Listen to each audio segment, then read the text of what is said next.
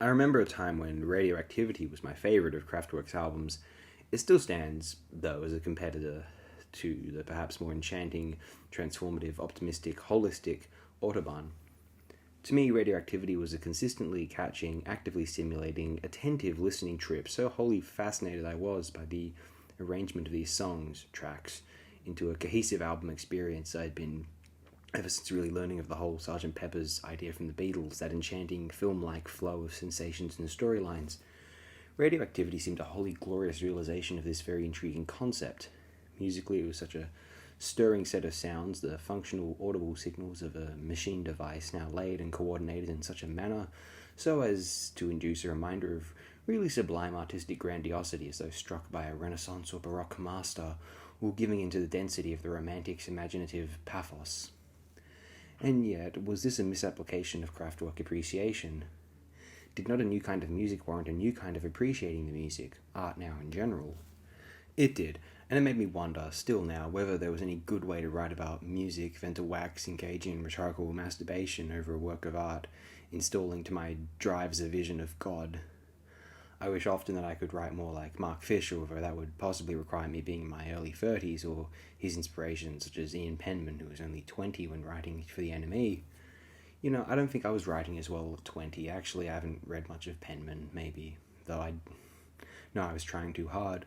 Now I'm trying too hard to be subjective, and that is quite possibly the problem.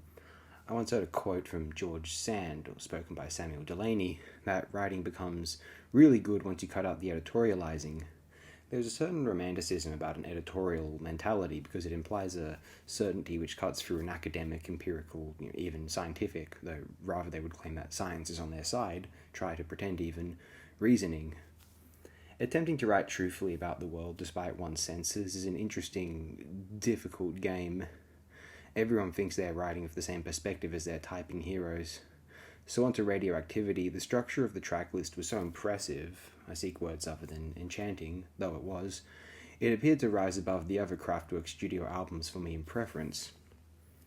Now, of course, I listened to all of these via the internet between 2013 and 2014, hardly a romantic exploration of exciting, adventurous culture, rather a mundane possibility of the 21st century, especially 2010s onward, tendency to gorge on recorded world culture, pop or otherwise, and become curators, critics, and opinionated turkeys in lieu of developing a personality.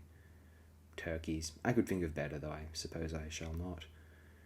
In the lie detector, or truth-forcing, machine from Conquest of the Planet of the Apes, I would describe Radioactivity as the Kraftwerk album which I initially found to have the most engaging track list, although now I found myself engaged, possibly even more so with Autobahn's defined concept, futurist insistence, that seemingly lucid faith in anthropogenic exceptionalism. Yes, Kraftwerk remains one of the most invigorating and arresting recording artists of all time, partly because their concepts embracing the future yet never wanting to ignore how it feels, even if those feelings appeared alien, mechanical, robotic to listeners. From their self-titled debut until the 2003 Tour de France release, Kraftwerk believed in the magic of the current moment, so much so that they still have managed to preserve the sound of the old futures, once new technologies, when they first resonated magic hue.